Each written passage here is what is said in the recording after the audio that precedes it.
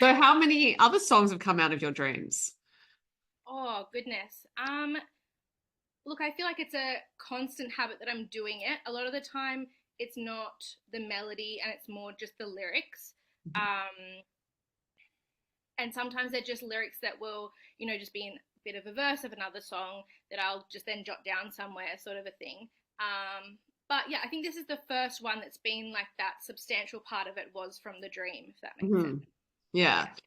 absolutely. And what you said you went into a big co-write. So who else was in that co-write with you? Oh, there was a lot of us. So I do a Tuesday co-writing session with Jean Jeffries. Like her music is really Kylie great. Ryan, Max Jackson. Yeah, Yes, I interviewed yeah, Kylie recently. She mentioned it. Yeah. yeah. So it's really great because, especially with a song like this, where I loved what I had, but I didn't really know where I wanted to take it story wise. Yeah, you can bounce off so many people, and people jump between rooms and then give their little bit of input, and so by the end of it, you feel like it's all tied up in a nice bow, Right. and everyone sort of had their hand, and you can do that for other people too, which is really nice because then when you hear songs come out, you're like, oh, I suggested that one line, or so it's really lovely.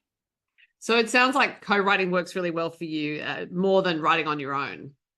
I'd say it's definitely 50-50. Some songs, I feel like those real songs where you're really in that emotion, and you just got to write then and there to sort of get through and process that emotion mentally. I write best on my own.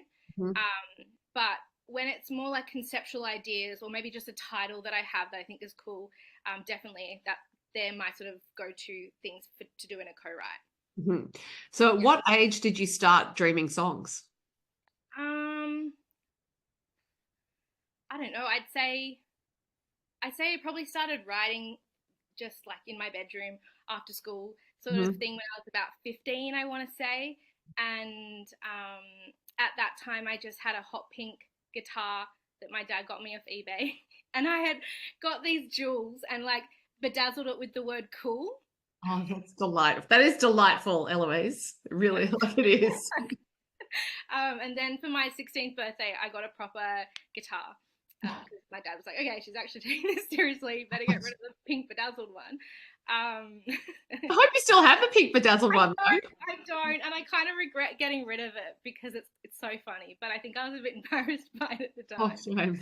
Yeah. um, yeah, so I started writing after school by myself, and then I'd take it to my dad and be like, "Oh, I wrote this." And then the dreaming thing, oh, I feel like it comes and goes when I'm really in a sort of an era, I guess, or a stage of writing a lot. I dream more songs. I don't really know when it started, but it's been, I'd say, at least 3 years ago. Yeah. So Yeah. you said you take your songs to your dad. Is he a harsh critic or a supportive critic? He's a very harsh critic. He's Okay. supportive, like he's like, keep going. I Mhm. like this part of it. But if my dad says he likes a song or he loves a song, I know I've got a winner because he'll he's often says to me, it's not hooky enough, it's not catchy enough. And he comes from like he drums rock and roll, like he doesn't do country music. So I guess it's nice to have that sort of outside input as well. Mhm. So I imagine that your path into music has been influenced by the fact that your dad is a drummer, but you didn't take up drums. Was it ever a consideration?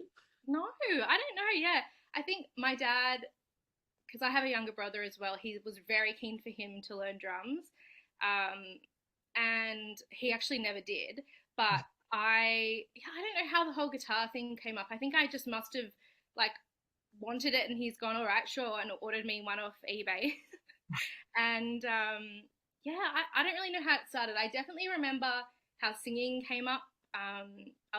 Strange story, but I was at the time had guinea pigs and was cleaning their cage out, and with my brother singing, and my brother was like, "Oh, you can really sing," and that was like the first time that I sort of was like, "Oh, actually, maybe I can." Yeah, I was probably about 10 at that time.